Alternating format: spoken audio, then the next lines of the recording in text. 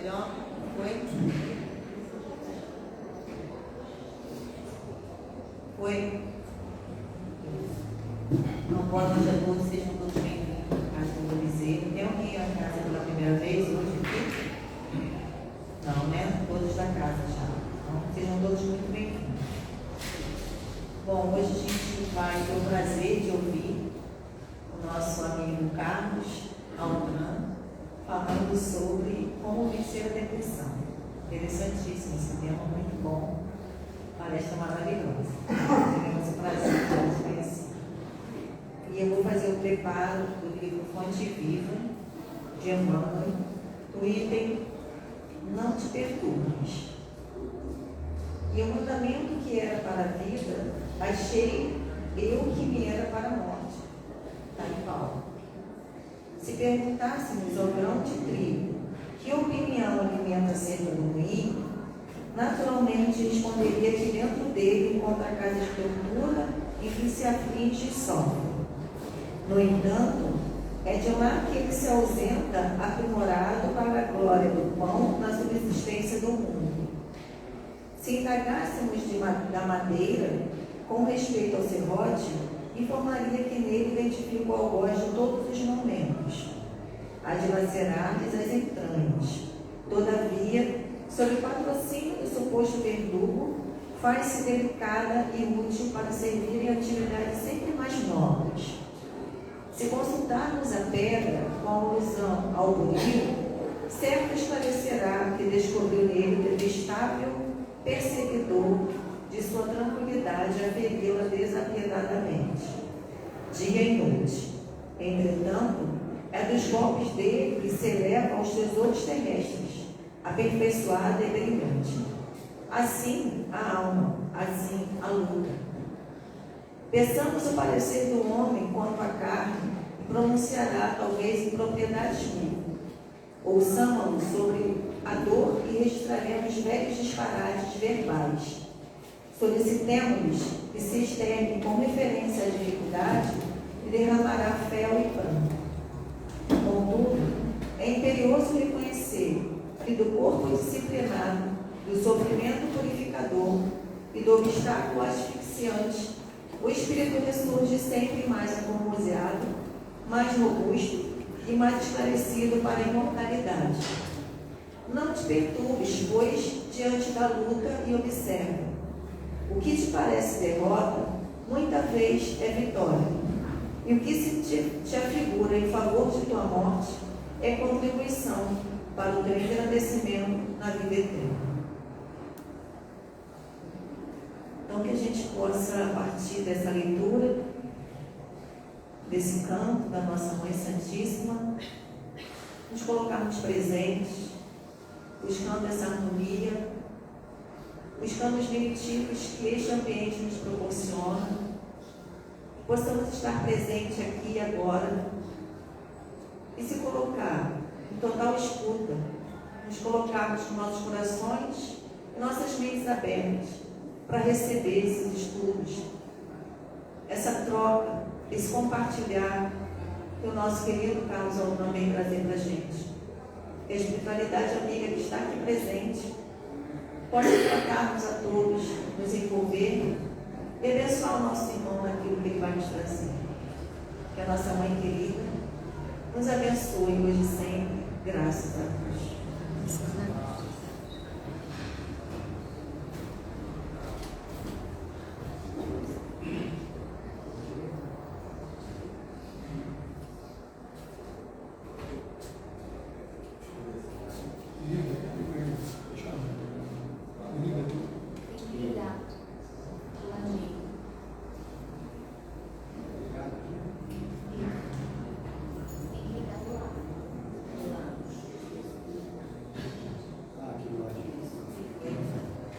Boa noite a todos. Boa noite. Tudo bem, gente? Tudo bem. Confesso para vocês que eu queria falar sem microfone. O último aí consegue me ouvir bem? Pouco?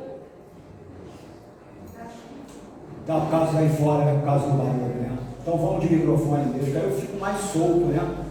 Até para falar um pouquinho desse tema, que é um tema bem eu vou precisar da ajuda de vocês, porque eu tenho certeza absoluta que quem não está em tratamento de depressão conhece muitas pessoas que estão em processo de quadro.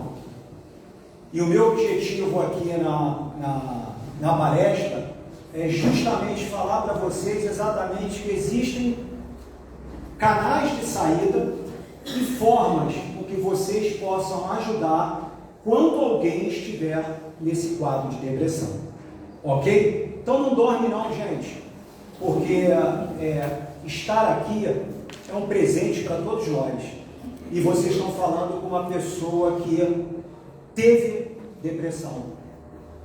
Então fica mais fácil de eu poder aqui falar para vocês do mal do século, que ela está em franco crescimento e infelizmente nós ainda vamos ter que lidar, Ana, Walter, Carol e todos, bastante tempo com ela, enquanto a gente não conseguir mudar o nosso sentimento.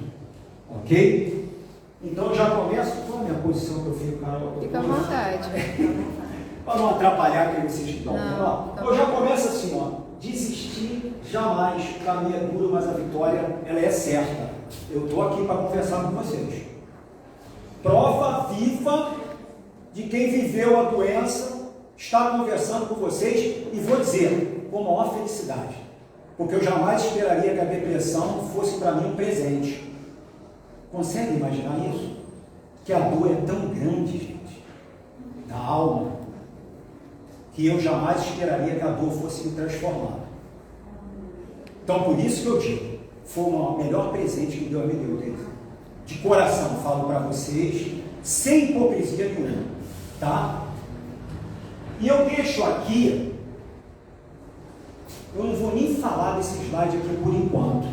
Eu só quero que todos prestem atenção no que está escrito, tá? Todos querem a cura, pouquíssimos aceitam o remédio. Eu, no final, eu vou dizer para vocês, eu tenho certeza que vocês vão entender o que é isso daqui. Por isso que eu estou deixando um pouquinho. Vamos olhar com calma, vamos refletir, porque no final, volto a repetir, eu tocarei nesse ponto. Tá bom? Nosso irmão Chico Xavier, uma das grandes referências da nossa doutrina espírita, 430 e poucas obras escritas, eu tenho ele como uma referência, além do Divaldo, Ivônia, mas ele diz o que é da depressão? A depressão pede o remédio do trabalho, a pessoa triste necessita, não estou vendo ali muito, para apertar isso aqui na frente, eu não consigo. Ser motivada para as pequeninas tarefas que consiga executar. Na depressão, o médico pode ajudar muito.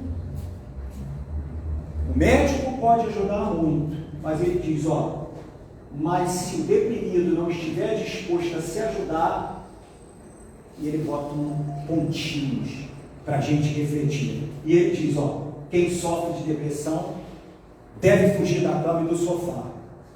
É o que eu fiz. Muito difícil, gente.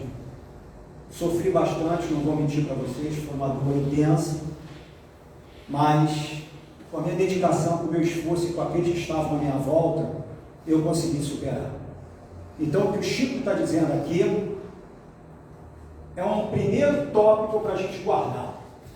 Foge da cama e do sofá, porque é tudo que a doença está querendo para que a gente não saia dali, os pensamentos negativos aflorem tanto e que levem a gente a cometer os outros atos que vocês já sabem quais são. Tá? Eu vou falar um pouquinho da minha história de vida, vou falar da depressão na visão clínica e na visão espiritual. Até que quando a Carol me chamou no Zap para poder vir dar a falar, eu jurava que ia ser um outro tema. Quando ela falou, não vim para falar de depressão, eu fiquei preocupado. Eu falei, bom, está aumentando muito. Então vamos lá. Vamos conversar e vamos ajudar a todos nós e aqueles que não estão aqui presentes. Eu vou Eu não vou aqui gastar meu tempo falando da minha história de vida, porque nada. Eu só vou dizer para vocês o que aconteceu. Aos 11 anos de idade, eu tive a separação dos meus pais, que foi muito traumática para mim. 11 anos, eu tenho 54, eu não vou me envergonhar de dizer a minha idade, tá, gente? Tenho meus cabelos brancos aqui, mas foi o trauma que gerou na minha mente que desencadeou dali essa dor. A depressão bateu a minha porta no ano de 2005, quando eu tinha 35 anos de idade. Então, para vocês verem exatamente, o que eu estou querendo dizer? Que toda depressão, ela tem uma causa que está por trás. Está plantado na gente e a gente não sente. Por quê, gente? Porque às vezes a gente, quando a doença bate na porta, a gente se esconde. Se vocês forem parar para perceber, todo paciente que está entrando num quadro de depressão, ele se camufla, ele muda os comportamentos. E o remédio é o quê? É falar, é pedir ajuda. Que se a gente não pede ajuda, a gente não consegue sair do buraco. E ninguém sabe exatamente o que você está vivenciando. Então tem que falar, tem que sentir dentro. Eu vou mostrar aqui exatamente as diferenças que tem, que vão ajudar a diagnosticar precisamente quando um paciente está em quadro depressivo e quando ele está apenas com uma tristeza. Esse bicho que vocês estão vendo é um jacaré. A depressão é igualzinho. Aí você fala, uma coisa, tem a razão da comparação. Porque esse é um dos animais do reino animal oportunista. Ele é capaz de passar dias, meses, esperando a presa vir até o lago para ele se alimentar. E ele espera a melhor oportunidade para pegar. A depressão é a mesma coisa. Ela chega dentro de nós de uma forma lenta e gradual, sem a gente sentir. Mas nós o tempo todo vamos dando vitaminas para ela avançar cada vez mais e chegar a um ponto de tomar conta de você, e aí é um quadro total de desespero. Então, grave, é uma doença oportunista, tá? Olha, vejam bem como está a situação no mundo. Esse número que vocês estão vendo, de 322 milhões, isso é dados registrados pela Organização Mundial da Saúde. Vamos entender, tá? Imaginem, registrados. Pensem nos que não estão registrados ainda. Então, são mais de 500 milhões de pessoas sofrendo desse mal. Tem 14, estamos chegando a perto de 15 milhões de brasileiros com o quadro de depressão.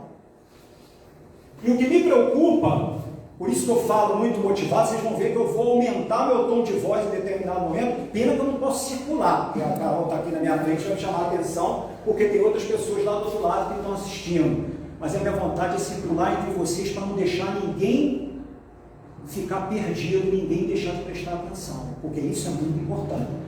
O número de suicídios, olha lá, 31% entre 20 e 29 anos de idade. Gente, nós estamos falando de adolescente.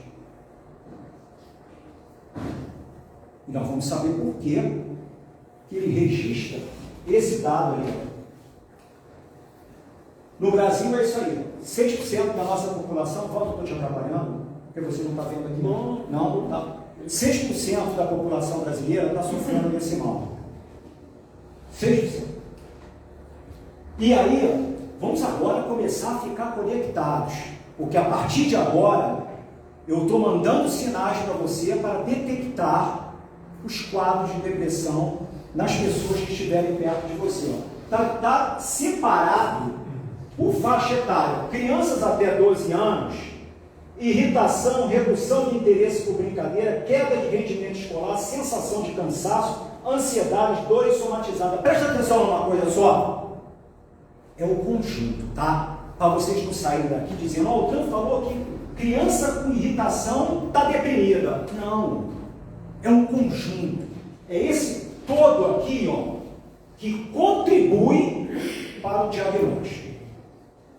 E aí, quando a gente fala dos adolescentes, agressividade, vai imaginando, vocês que estão junto com o adolescente o tempo inteiro, ó, agressividade, alteração de apetite, pensamento suicida, isolamento social.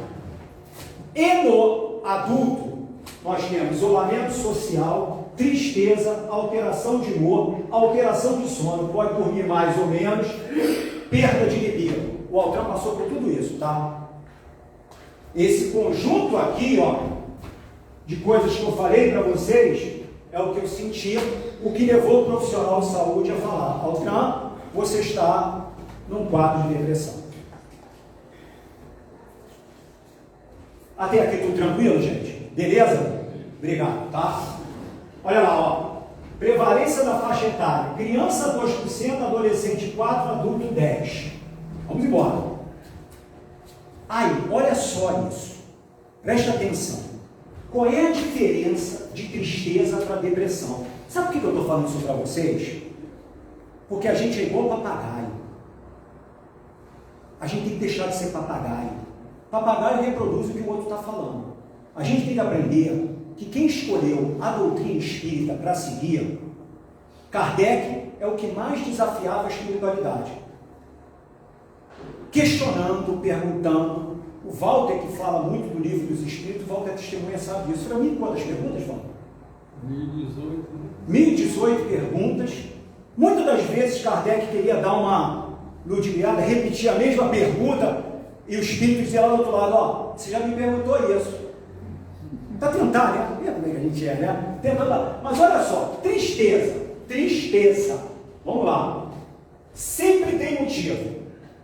A pessoa sabe por que está triste. Todo mundo aí tem um dia que fica triste. Ninguém fica alegre todo dia. Tem aquele dia que você está triste. Ou o teu chefe te respondeu mal, ou a tua esposa te tratou mal, o teu marido te tratou mal, seja o que for, a gente fica triste com uma palavra mal colocada, etc. A pessoa triste pode ter sintomas no corpo, sentir um aperto no peito, um ataque cardíaco, chorar, e aí nada demais.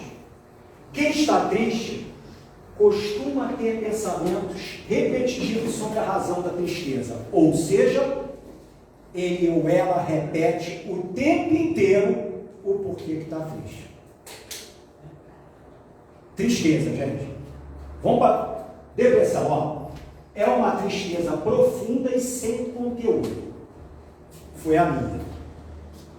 Mesmo se algo maravilhoso acontecer, como ganhar na loteria ou passar no vestibular, a pessoa vai continuar triste. Pode ter certeza disso. Porque quando eu ia para a praia, e os meus amigos tentavam me arrastar, eu não via graça nenhuma. E era uma das coisas que mais eu gostava. Tá? Alguma coisa está errada ali, né? Uma coisa que mais você gostava, você passa a não ter prazer. A profundidade da tristeza também é importante. Pensamentos suicidas podem indicar depressão, sem dúvida nenhuma. Podem indicar depressão. Altran não teve pensamento suicida, porque a doutrina me ajudou muito. Lá atrás. A única coisa que vinha na minha cabeça é que eu me via definhando no CTI do Hospital Barra d'Or. Agora, se vão perguntar por que Barra d'Or, eu não sei responder para vocês. Eu não sei responder. Mas eu me via definhando. Olha o pensamento da gente como filho. Tá? Quando deprimida, a pessoa sente pelo menos 2 semanas de uma tristeza profunda e contínua. Era minha. Eu não saía disso. E todo mundo me perguntava por quê, e eu não sabia dizer. Aí eu te pergunto, como é que você não sabe dizer a dor que você está sentindo? Eu não sabia. Eu não conseguia identificar qual era o motivo, qual era a razão por eu estar mergulhado naquela situação. Entenderam a diferença de tristeza para depressão, gente? É fundamental para quando vocês estiverem com alguém, pensa, analise com calma antes de falar qualquer coisa, tá? E ela fica assim, ó, o impacto ele é físico, emocional e funcional. Eu lembro que quando eu saía de casa, forçado, parecia que eu carregava meia tonelada em cada perna para andar. A gente fica muito para baixo mesmo. Derruba a gente de uma tal forma que então dificulta esse nosso lado funcional, nossa emoção, então nem se fala, eu chorava muito, chorava e não sabia porquê, tá? Agora entra um outro tópico importantíssimo, tratamento clínico. Paciente diagnosticado de quadro de depressão. Primeira coisa que ele tem que fazer é o quê? Doença com acompanhamento médico sistemático. Você vai aonde? Qual é a especialidade? Psiquiatra. Aí quando fala psiquiatra, Deise, eu vou em médico, eu não tô maluco não. Olha a resistência da pessoa. Falei, gente, isso é ignorância. Você vai em depressão, você vai no ginecologista, imagina eu como homem no ginecologista, deprimido. Pô, não dá, gente. Nós temos que ir na especialidade correta. E a psiquiatria, vamos quebrar essa barreira de achar que a psiquiatria trata pessoas malucas, não é isso não. É pessoas com doenças mentais. Ele é o único que tem propriedade para poder atuar. Não estou dizendo que os outros não têm, o neurologista tem bons clínicos que tem, mas o psiquiatra, sem dúvida nenhuma, é o profissional adequado. Ó, os quadros leves costumam responder bem ao tratamento psicoterápico.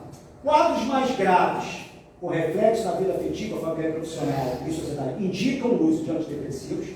O acompanhamento por psicólogo e terapeuta, ó, médico, psicólogo e terapeuta, tá? Dependendo do caso, pode usar antidepressivo pro resto da vida, vai usar, e ó, vou dizer uma coisa para vocês, agradeça, porque imagina se não tivesse o remédio, como é que ia ser? Como é que ia conseguir conviver com essa dor? Não dá. E ele diz, ó, associação a ansiolítico ou antipsicóticos. Eu vou traduzir para vocês, alguns devem conhecer. Ansiolítico, sabe o que é? É o Rivotril. É o Drops que inventaram, que agora é Drops, né? Todo mundo achou bacana ficar tomando Rivotril. Não é barato tomar Rivotril. Ah, tô ruim, tô mal, você toma Rivotril. Por conta própria, tá tudo errado. Porque o certo, olha aqui, ó. Por 30 dias aproximadamente, sabe por quê, gente? Sabe por quê que eu falo isso?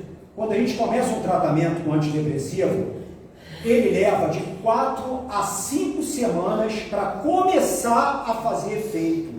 Ele não é uma Neosaldina que você está com dor de cabeça, você toma meia hora depois, a dor de cabeça passou. O antidepressivo não faz isso não, tá? O que o Altran está dizendo? Que você vai conviver com essa dor por aproximadamente 30 dias.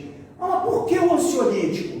Porque como você não dorme, porque a luta ela é constante o dia inteiro, e o corpo precisa descansar à noite para repor as funções orgânicas, e no dia seguinte ter energia para trabalhar, você precisa dormir. E aí, na hora que o antidepressivo ele atinge o pico máximo, ou seja, estabilizou o paciente, um bom médico vai falar assim, agora chegou a hora de eu começar a desmamar o ansiolítico. Desmamar significa tomar um dia hoje, o dia seguinte não toma, toma outro dia, o dia seguinte não toma, até fazer a retirada total. Por que, Altran? Para não ter dependência. Está vendo como é importante? Como é que você sabe disso? Porque quando eu tive a dor, eu fui investigar.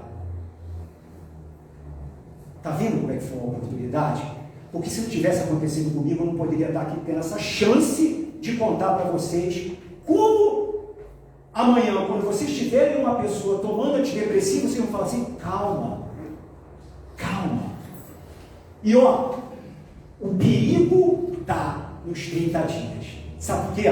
Porque quando chega nos 30, você estabiliza, você se sente bem. Sabe o que a grande maioria faz? Larga o medicamento. Assinou a sentença. Jamais devemos fazer isso. Jamais. Somente interromper a medicação por consentimento do médico. Altran, no início do tratamento eu não estou bem. Pega o telefone e liga para o médico. Por quê? O médico pode fazer o ajuste de dose ou mudar a medicação para buscar a efetividade. Mas parar, jamais. Está vendo que é importante falar? Você vai ter que conversar com o teu psicólogo e com o teu psiquiatra. Doutor, não estou bem com essa medicação está fazendo isso, aquilo. Ele vai, ajusta a dose ou muda a medicação. Mas o objetivo do médico é que ele tem que tirar você dessa crise. E aí, tem os efeitos colaterais, que eu digo para todo mundo.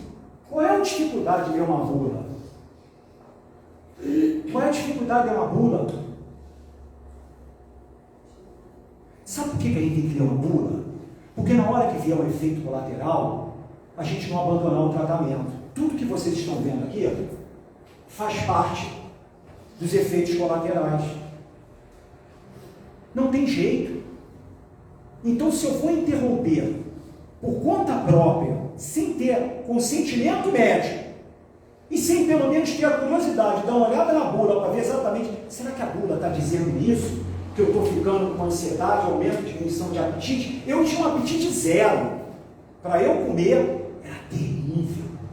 Mas eu empurrava, fechava o olho, bota para dentro, porque se eu ficar sem alimentação, eu vou cair.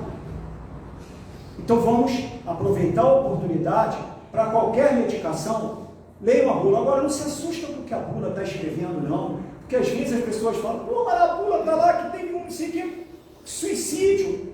Está querendo dizer o que para mim? Você vai suicidar? Olha o teu pensamento. Olha o que você já está plantando na tua mente. Muita calma nessa hora, gente. A bula está ali para nos instruir. E agora que eu vou entrar, agora eu vou começar a machucar um pouco, mais um pouquinho. Esse homem que está aí, partiu, é o Steve Jobs, que foi o responsável pela mudança de todo o planeta. Ao meu modo de ver, positivo. Pena que nós não soubemos entender. A tecnologia é uma, eu vou dizer para vocês que é uma ferramenta, quando bem usada, fantástica. Vou dar um exemplo para vocês. Eu estou aqui agora junto com vocês, tendo a oportunidade de falar com outras pessoas do outro lado, ouvindo. É saber usar. Não é compartilhar e assistir porcaria. Porque essas porcarias que estão dentro da tecnologia estão infernizando a mente de todo mundo. O que está levando aos quadros de depressão. Porque ninguém compartilha coisa boa. A grande maioria vê uma coisinha ruim, pumba, pumba. Aí quando vem uma mensagem de incentivo, deleta. Porque o que interessa é ver coisa ruim. E ela vai entrando dentro de você sem você perceber, vai somando com as coisas que você tem, e daqui a pouco tudo isso estoura. E nós somos, né, dessa época, a época do Orkut. Eu não sou do Orkut, não. Orkut já veio depois de mim. Orkut, WhatsApp, Facebook, Twitter, Instagram, TikTok agora, né? Dá uma coisa assim. Aí isso deixou a gente doido. O WhatsApp, então, eu falo aqui com a minha mulher que está aqui. Às vezes a gente sai, a gente observa casais que estão à mesa e nem se olham. É uma pena. Que estão à mesa jantando com o celular. Os jovens de hoje, mergulhados na tecnologia, sem a condição de interagir. E aí, quando eles vão para um processo seletivo nas grandes empresas, como eu, às vezes, tive a oportunidade de entrevistar jovens, eu fico com pena. Totalmente desconectados, sem saber até escrever, porque eles abreviam tudo e acha que no processo seletivo vai funcionar da mesma forma. Pergunta para refletir quem é pai e quem é mãe. Aonde foi a falha? Aonde foi a falha? É isso que eu estou chamando a atenção de vocês, não contra jamais a tecnologia, mas sim na forma como ela está sendo conduzida, que recentemente nós presenciamos, né? Situações de incentivo. Aí o negócio da baleia azul, não foi? Teve uma coisa assim, né? Na baleia azul, de incentivo de crianças se cortando. O que é isso? O que está havendo? O que nós estamos fazendo? Como nós estamos conduzindo as nossas crianças nesse processo? Nossa cabeça está assim, desse jeito. Parece que está um curto-circuito generalizado. Porque a gente não consegue, Ana, trabalhar a nossa mente, cuidar dela. A gente não consegue frear os nossos desejos. A gente não consegue trabalhar melhor as nossas atitudes, os nossos pensamentos. Por quê? Porque a gente tem ambição e não trabalha a reforma íntima. E isso é um tema que eu tenho de uma palestra que eu faço. Eu pego pesado ali. Que se for falar de reforma íntima para vocês, vai fugir do tema de depressão. Mas aqui, mais para frente, vocês vão entender por que eu estou falando isso. A gente que escolheu estar aqui nesse exato momento, na casa, ouvindo, a Casa UGBEM, ela tem grupos de estudo. Ela dá oportunidade para todos vocês estudarem. Eu já estou dando um pequeno spoiler que é o último slide. A gente que voltando a dizendo, está na hora da gente deixar de ser tripulante, passageiro, e passar a ser tripulante da nossa aeronave.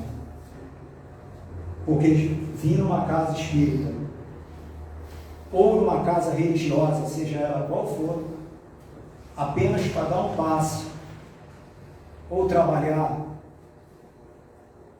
e não entender o que o trabalho está te ajudando a se modificar, é bom você rever. Porque senão é trabalho por trabalho, e não é trabalho por trabalho. O trabalho tem que tocar o teu coração. É como eu estou aqui com vocês. Meu objetivo aqui maior é tocar o coração de cada um de vocês, para vocês realmente entenderem que a depressão é uma coisa séria, mas ela tem saída. Estamos na era do ter ou devemos ir para a era do ser? É uma boa pergunta, não é? É ter ou ser? Obrigado. Eu queria ouvir mais alto. Vou perguntar, é ter ou ser? Ser. Obrigado, gente. É ser. É ser menos orgulhoso. É ser menos vaidoso. É ser menos ciumento. É ser menos irritado. É ser mais solidário. Não é ter mais um automóvel. Não é ter mais um apartamento. Não é ter mais amizades. É ser. E aí, olha, essa apresentação já estava pronta há muito tempo, mas hoje à tarde na intuição vêm as coisas e falam, bota isso. A gente vai escutando vozes, né? E acha que é normal. Então eles do meu lado, você bota isso aí, bota isso para ajudar o slide anterior. É ter ou ser? Então vamos lá. A balança. Aí na balança, nós estamos aqui, ó. Propósito material. Está muito aqui em cima. E do outro lado, é o propósito espiritual. E aí eu vou fazer uma outra pergunta para vocês. Qual o meu propósito estou colocando na minha balança chamada vida? Esta balança se chama minha vida. Qual é o meu propósito? Vamos fazer uma reflexão. Qual é o meu propósito? O meu propósito é material ou é espiritual? Faz sentido ou não? Sinta-se à vontade. Todos se transformaram numa balança agora.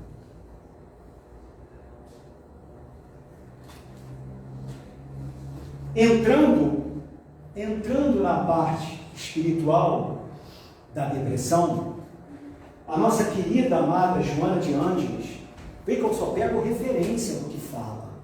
Para mim, de um tema tão importante como esse, eu tenho que buscar as nossas maiores referências. Joana de Ângeles diz: a depressão tem sua gênese no espírito, que reencarna com alta dose de culpa, com a consciência culpada, sofrendo os gravames que lhe dilaceraram a alegria íntima, imprime nas células elementos que a desconectam, propiciando em largo prazo o desencadeamento dessa psicose.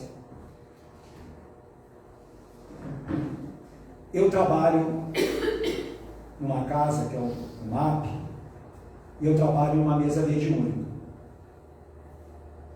Os irmãos que vêm conversar conosco, a grande maioria com alta dose de culpa daquilo, gente, que deixaram de fazer. E quando passa por outro lado, nós escolhemos ser espírita, e tem que acreditar nisso, senão perde sentido.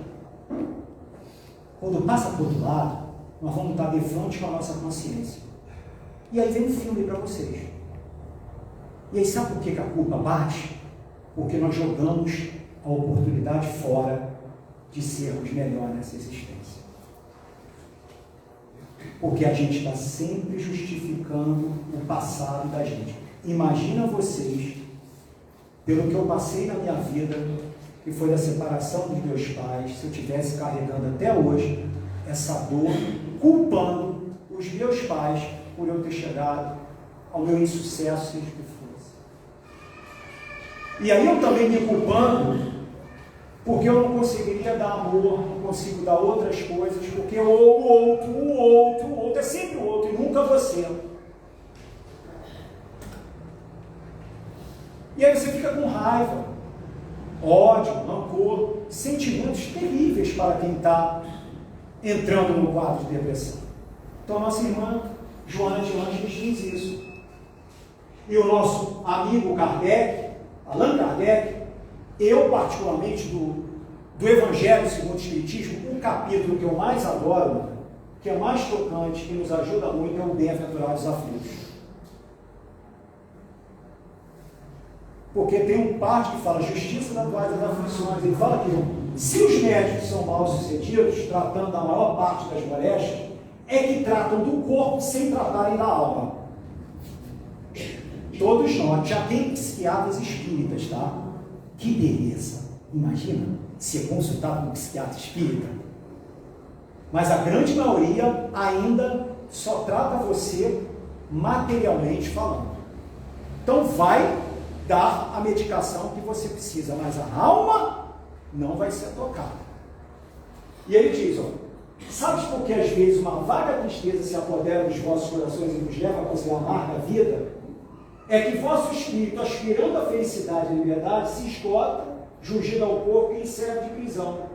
E em vãos esforços para sair dele. Reconhecer inúteis desses esforços, cai no desânimo e, como o corpo lhe sofre a influência, toma da lassidão, o abatimento, uma espécie de apatia e vos julga infelizes. Está lá no capítulo 5 do Evangelho, para quem quiser, melancolia. Não basta ler, tem que ver o que está por trás da letra. O desânimo, sabe por que é? É porque a gente vive no mundo do prazer. É o tempo todo prazer. Prazer em comprar um apartamento, prazer em mudar de emprego. Tá ruim? Veja.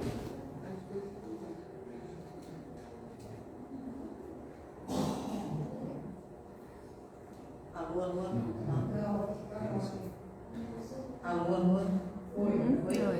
Foi? Me ouve? Sim. Então, onde eu estava? Já deve ter. Mas quando se fala da melancolia, aliás, eu lembrei. Estamos falando do prazer, estamos no mundo do prazer. Só que o prazer, quando você adquire algo, daqui a pouco ele vai embora. Vocês acham que a felicidade estaria? A resposta está dizendo para vocês que não. A felicidade está dentro de você quando você educa os seus sentimentos. Você se descobre. É o autoconhecimento. Vamos perder essa mania de achar. Vamos pegar a balança, bem ligar a balança. A gente tem que sair do lado material.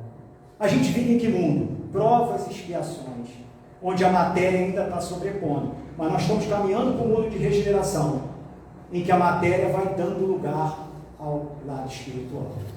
Nós vamos ter que esperar ou não podemos fazer isso agora?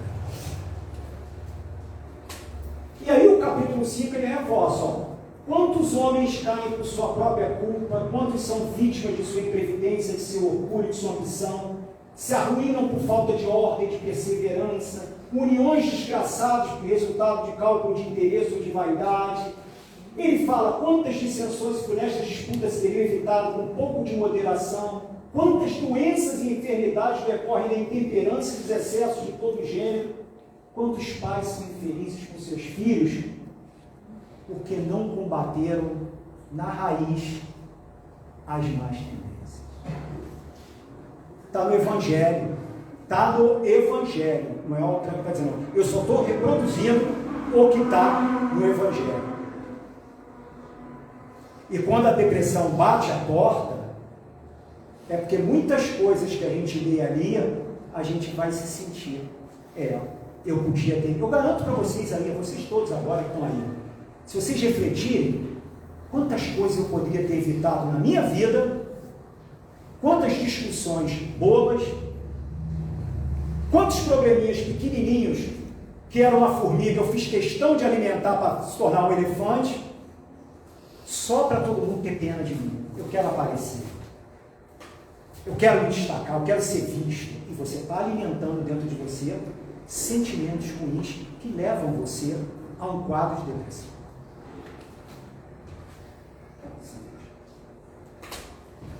Presta atenção nesse vídeo.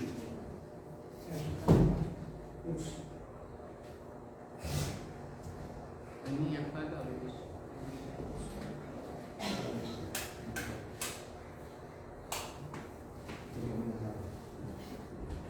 Computador.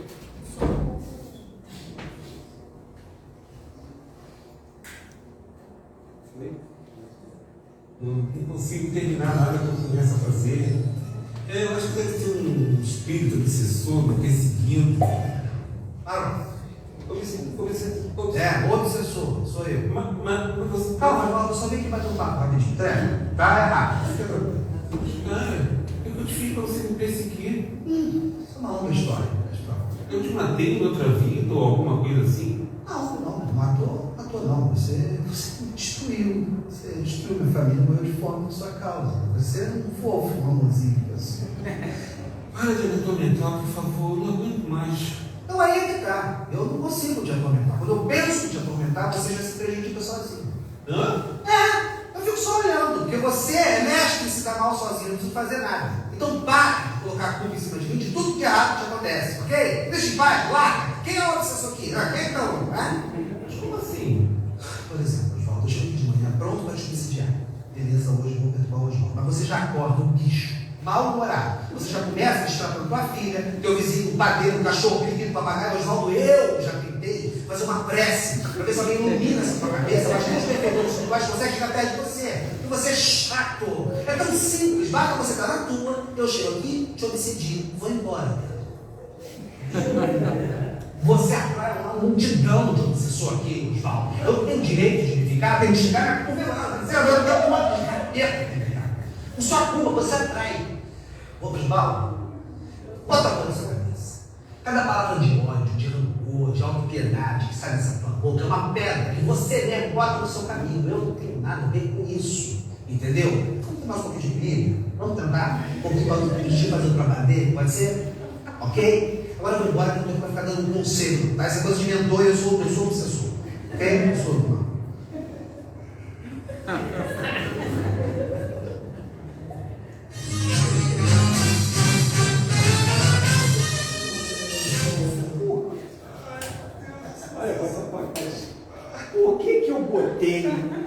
eu botei isso? É o canal da luz, que é um lado lúdico, mas que traz uma realidade. Você viu o que o obsessor falou para ele? Cada palavra de ódio, de rancor, de mágoa, de raiva que sai da tua boca é uma pedra. Gente, são sentimentos que, alimentados com sequência e frequência, tornam-se uma pessoa deprimida. E quando a gente está deprimido, o que vem para perto da gente são os nossos irmãos invisíveis, que vão ficar nos nossos ouvidos, incentivando a cometer ato de suicídio. São eles que se aproveitam da oportunidade, da fragilidade criada por nós mesmos. Atenção, criada por nós mesmos. E a gente insiste em responsabilizar o outro quando a gente não olha para dentro da gente e veja o que está errado comigo. Por que eu entrei num quadro de depressão? Aí, gente, atrás de mim, foi proposital falar para todo mundo ler. É a saída. Para quem está sentado lá no final e não está enxergando, eu vou falar para vocês. Eu falei medicina e psicoterapia. Atividade física, claro, recomendada pelo médico, que às vezes tem pacientes que são cardiopatas e tem que ter uma recomendação do médico para que tipo de atividade vai fazer. Mas que a atividade física é de suma importância para liberar hormônios como serotonina e outros mais, para estimular você resgatar essa tua energia que está baixa. Então, a atividade física fundamental. Você que escolheu ser espírita, frequenta a casa e ainda não faz evangelho em casa, é gravíssimo. É gravíssimo o que vocês estão fazendo. Porque é um escudo de proteção na casa de vocês. Eu todo domingo, impreterivelmente, às 17h30, sento com a minha digníssima companheira, que é evangélica, tem uma evangélica aqui, dentro da nossa casa. Ela circula comigo nos trabalhos, não é mente fechada, mas ela é evangélica. E aqui a gente faz, das 17h30 às 18h, eu tenho o prazer de tomar o conhecimento da Bíblia através dela. Falar de Deus é maravilhoso, tá? Eu sou apaixonado por Deus. A doença me fez eu ficar apaixonado por Ele. E aí ela me passa porque ela recebeu no culto. Que engraçado, sabe o que é? É que as mensagens se cruzam. Porque logo depois das 18 eu entro no Evangelho. Aí uma mensagem que bate do culto dela, repetindo no Evangelho. Coincidência? Na nossa doutrina nada é por acaso.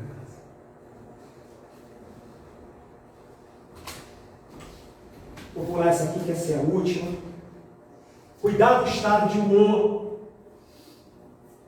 Cuidar do estado de humor é parar de ficar jogando para o universo as palavras negativas. Ai, eu estou cansado. Ai, não tenho vontade de fazer nada. Ai, tudo está ruim. Parece aquele desenho da família Adams, né? Os mais velhos vão lembrar, né? É o carro que só chove naquele carro. É o nuvem negra. Gente, cuida do estado de humor. O paciente em depressão, ele precisa resgatar as pequenas coisas que motivem ele. Então, se quer correr na chuva, vai te aliviar, vai correr na chuva. Mas foge disso aqui, ó. Isole programas de televisão com notícias ruins. Pode isolar a partir de hoje, quando vocês saírem. Tá parado. Assistir canais locais como RJTV, seja o que for, só para me contar. Morreu uma criança, morreu não sei o quê, estão invadindo, não sei o quê. Isso não me interessa. Eu prefiro gastar meu tempo estudando a minha doutrina. Tá? E por último, eu deixo caridade, servir sempre. Nós vamos ver aqui na frente Por que eu estou falando disso? Mas, notas importantes. Participação da família, escolha dos profissionais da saúde, atividade física 5 vezes por semana, palestras na casa espírita, uma vez por semana fazer o evangelho lá, dependendo do quadro, você pode fazer até todo dia. Cuidado com a alimentação. Isso aqui o médico vai dizer para vocês que tem determinados alimentos que a gente tem que abrir mão no momento que estamos em depressão, porque eles estimulam determinados hormônios que acentuam a doença. A preferência a filmes de comédia e buscar conversas saudáveis. Vamos parar de ficar gastando nosso tempo falando de coisas que não agregam. Chega. Perde-se muito tempo falando de coisas que não estão somando nada. E no final, gastei meu tempo. Então, meu tempo hoje é dedicado ao lado profissional e ao lado da casa, que eu trabalho 6 vezes por semana na casa. Só não trabalho 1. Só não trabalho 1. Aqui. Esse foi o meu primeiro trabalho que eu fiz na casa. Trabalhamos com moradores de rua durante 7 anos. Quanta coisa eles me ensinaram. E em muitos momentos, quanto eles me levaram ao estado de caridade. Estado de caridade é se sentir feliz com aquilo que tu está fazendo. Energia brota de dentro de você, porque o irmão de rua ensina tanta coisa, que a gente é muito pequeno diante deles. Que a gente, quando olha, vê o irmão, drogado, não presta, é vagabundo, seja o que for, ali por trás tem uma história. Muitas das vezes tocou meu coração, permitiu eu chegar e contar com muita felicidade para vocês. Foi um dos trabalhos que mais eu amei dentro da casa. Mais eu amei. São esses. E aqui, vamos voltar. Volta. O que eu disse para vocês? Que a separação dos meus pais me traumatizou muito. Porque quando meus pais se separaram, eu tinha 11 anos, minha mãe foi embora para os Estados Unidos e eu fiquei aqui. Foi terrível. Foi um caos para mim. Mulheres. Mãe faz muita falta. Mulheres, vou repetir. Mulheres, mãe faz muita falta. Então, quem está brigado com mãe, vai correndo fazer bases. E se tua mãe ou teu pai te fez alguma coisa, eu vou repetir o que o Haroldo Dutra fala numa das palestras dele. Por pior que tenha sido os nossos pais, deveríamos agradecer, que foram através deles que nós chegamos até aqui. Eles se reuniram no plano espiritual, através do desdobramento, e aceitaram a nossa chegada aqui. Por pior que tenha sido os nossos pais. Guardem isso. Porque foi depois de 28 anos que eu fui passar o meu aniversário com a minha mãe. Um grande significado para mim. Em que eu tive que trabalhar até hoje, constantemente, um processo de renovação para buscar essa aproximação com a minha mãe, sabe? Praticar o perdão, o auto-perdão, que são elementos fundamentais para a depressão não tomar conta. Se eu não perdoo e não pratico o auto-perdão, eu continuo dentro de mim com raiva, ódio e mágoa, tendo a depressão ao meu lado constantemente. Quanto tempo eu tenho? 10 minutos? Eu tenho 5 minutos? 5 minutos? 5. Eu tenho só 2 vídeos para vocês e o último para fechar. Se eu roubar mais 5, se incomoda? Então eu tive que escolher uma música que fechasse todo esse contexto que nós estamos conversando. E o que eu digo para vocês é que nós estamos precisando reaprender a viver. Gravaram? É a música do Titãs. Vamos ouvir?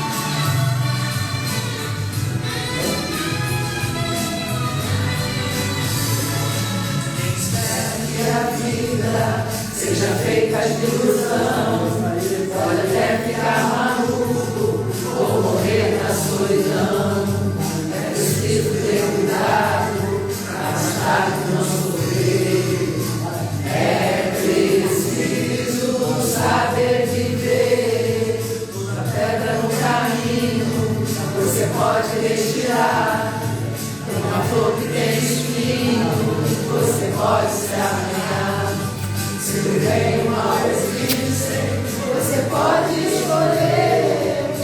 É preciso saber viver.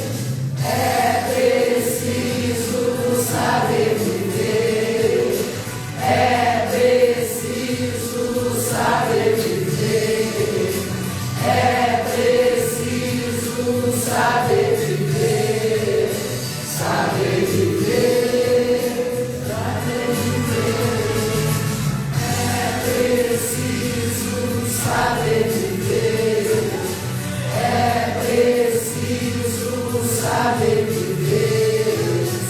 É preciso saber viver. Saber viver.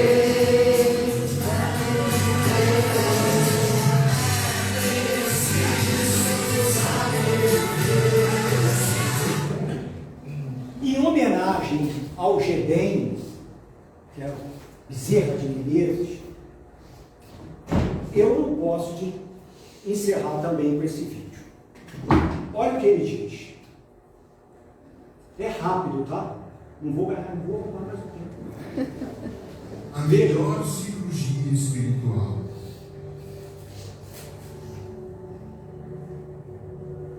Os nossos melhores investimentos no campo da saúde devem se voltar para a elevação da nossa alma, através da elevação dos pensamentos e das virtudes.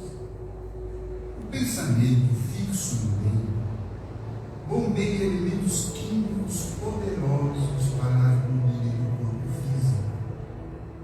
A ação caridosa, quando perseverante e desinteressada, irriga nosso corpo com as mais elevadas energias geradoras do bem-estar e da saúde integral. Quando o homem vive os ensinamentos de Jesus, ele está se autocirurgiando espiritualmente todos os dias, prevenindo-se de muitas moléstias que lhe custariam dores e lágrimas. Não estamos querendo afirmar que a criatura humana deve ser desleixada com o corpo carnal, ignorando os cuidados que precisa tomar no campo da preservação do maquinário físico, mas que não pode esquecer que é o Espírito quem dá vida à matéria e que, portanto, precisa cuidar com mais atenção das causas do que das consequências.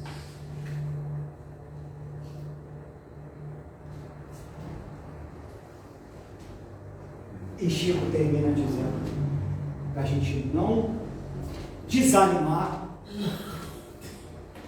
E no final, eu encerro dizendo para vocês o seguinte: vamos sair daqui, vamos parar, vamos estudar, gente.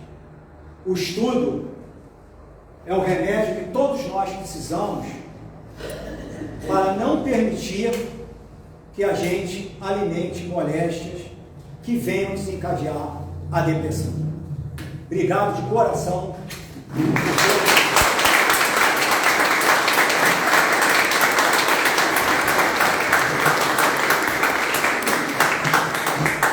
Obrigado, Walter. Obrigado. Obrigado, Carol. Obrigado a todos. A gente que agradece, Carlos, por essa palestra maravilhosa. Muito obrigada. Então, vamos passar para a segunda parte. Tá, mãe? Já foi? Vamos passar para a segunda parte, que é o passe. Pedimos a todos que continuem em silêncio e que os passistas se posicionem, por favor.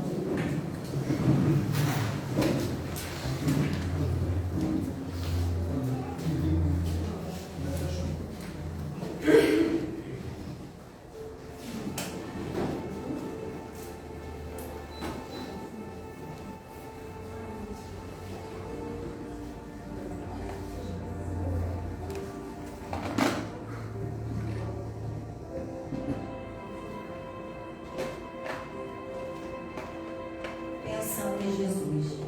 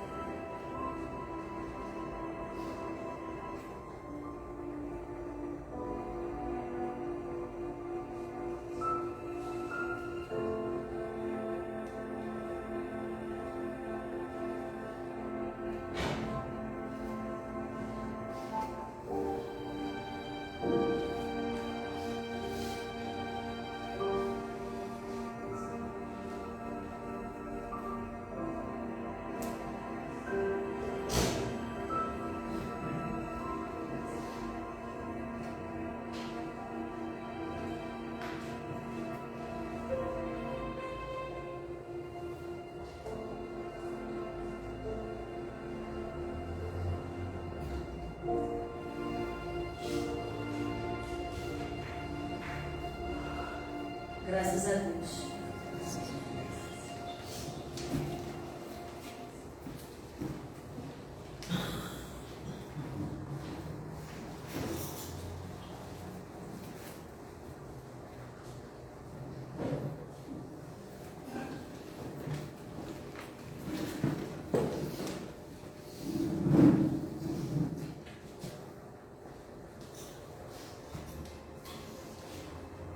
Mestre Jesus, obrigada, Senhor. Obrigada por este momento tão oportuno, de tantas reflexões. Obrigado pelo tratamento que aconteceu aqui hoje, por tudo que ouvimos, por tudo que sentimos.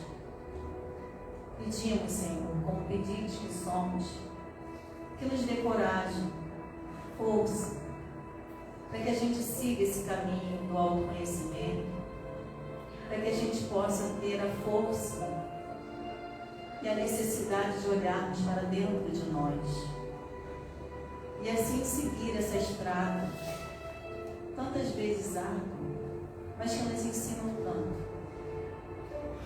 Temos certeza que estamos todos aqui, encarnados e desencarnados, sob sua égide, sob seu amor, sob o amparo dessa espiritualidade amiga, que nos dá a mão o tempo inteiro.